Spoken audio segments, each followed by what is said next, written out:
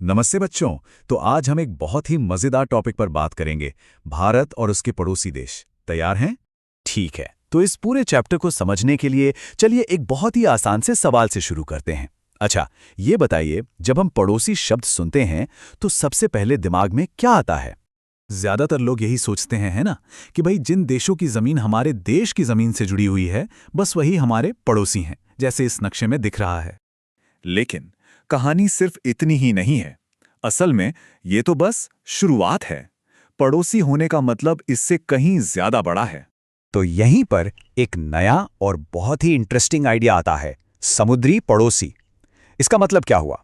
इसका मतलब यह हुआ कि अगर कोई देश हमारे साथ जमीन नहीं बल्कि समुद्र शेयर करता है तो वो भी हमारा पड़ोसी है ना? कमाल की बात। तो अब चलिए इस नक्शे को एक बिल्कुल नए नजरिए से देखते हैं। जमीन को भूल जाइए और इस नीले विशाल समुद्र पर ध्यान दीजिए। ये समुद्र हमें अलग नहीं करते, बल्कि ये तो हमें जोड़ते हैं। ये पानी के रास्ते हैं जो हमें हमारे दूसरे पड़ोसियों तक ले जाते हैं। ठीक है, तो सबसे पहले हम अपने जमीनी पड़ोसियों की बात करते हैं। चलिए एक छोटा सा टूर करते हैं। पता है, भारत की जमीनी सीमा कुल मिलाकर कितनी लंबी है? 15,100 किलोमीटर। सोचकर देखिए, ये कितना लंबा होगा। इसमें रेगिस्तान भी आते हैं, हरे भरे मैदान भी, और बर्फीले पहाड़ भी। तो चलिए एक एक करके नाम देखते हैं। हमारे जमीनी पड़ोसी हैं पाकिस्तान, अफगानिस्तान, चीन, नेपाल, भूटान, बांग्लादेश और म्यांमार। अब इनमें से कुछ के बारे में थोड़ी और बात करते हैं। अब देखिए, हर पड़ोसी के साथ हमारा रिश्ता अलग होता है। जैसे नेपाल को लीजिए। नेपाल के साथ हमारी एक खुली सीमा है, मतलब लोगों का आना जाना बहुत आसान है सदियों से। और दूसरी तरफ है भूटान, जिसे land of the thunder dragon भी कहते हैं। भूटान के साथ हम मिलकर बिजली बनाने में, यानी हाइड्रो इलेक्ट्रिक पावर में, एक दूसरे की मदद करते हैं। अब अगर चीन की बात करें तो हाँ, हमारे बीच में वो महान हिमालय पर्वत है। लेकिन हमारा रिश्ता सिर्फ भूगोल का नहीं, एक बहुत मजबूत कड़ी है बौद्ध धर्म की। बौद्ध धर्म की शुरुआत तो भारत में हुई, लेकिन सदियों पहले ये यहीं से चीन तक पहुंचा और इसने दोनों देशों को सांस्कृतिक रूप से जोड़ दिया। चलिए अब जमीन से आगे बढ़ते हैं और समुद्र की तरफ चलते हैं। देखते हैं कि हमारे समुद्री पड़ोसी कौन कौन हैं। समुद्र में हमारे सबसे करीबी पड़ोसी हैं श्रीलंका और मालदीव। और आपको एक मजेदार बात बताऊं, श्रीलंका हमसे पाक स्ट्रेट के पार सिर्फ 32 किलोमीटर दूर है, मतलब बहुत ही पास। पर रुकिए, बात सिर्फ इन दो देशों की नहीं है।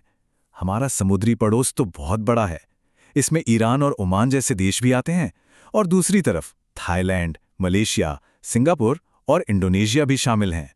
तो ये जो रिश्ते हैं, ये सिर्फ नक्शों पर बनी लाइनों के बारे में नहीं है, ये बहुत गहरे हैं।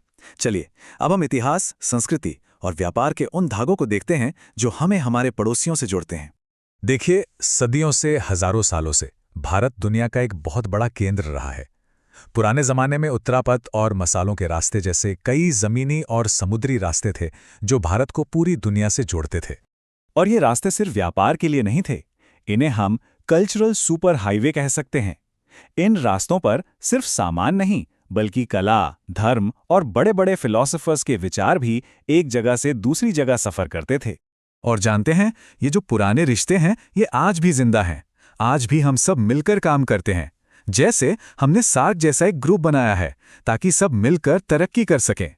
हम ईरान में चाबहार पोर्ट जैसा बड़ा इंफ्रास्ट्रक्चर बना रहे हैं। और हाँ, हमने एक सुनामी अर्ली वार्निंग सेंटर भी बनाया है जो पूरे इलाके में लोगों की जान बचाता है। तो अब हम आखिरी और सबसे जरूरी सवाल पर आते हैं। आखिर ये पड़ोसी इतने जरूरी क्यों हैं? आइए इस पूरी कहानी का मतलब समझते हैं। यहाँ पर एक बहुत जरूरी शब्द आता है, क्षेत्रवाद। इसका बहुत सीधा सा मतलब है, जब एक इलाके के सारे देश शांति, स्थिरता और सबकी तरक्की के लिए एक साथ मिलकर काम करते हैं। यही तो है एक अच्छा पड़ोसी होने का मकसद। और इस बात को नेल्सन मंडेला ने बहुत खूबसूरती से कहा था। उन्होंने कहा, हमारी तकदीरें एक दूसरे से अटूट रूप से जुड़ी हुई हैं। जो एक राष्ट्र को प्रभावित करता है वो हम में से बाकी सभी को प्रभावित करता है। इसका मतलब है कि हम सब एक दूसरे से जुड़े हुए हैं। और अब आखिर में मैं एक सवाल के साथ इस चर्चा को खत्म करना चाहूंगा।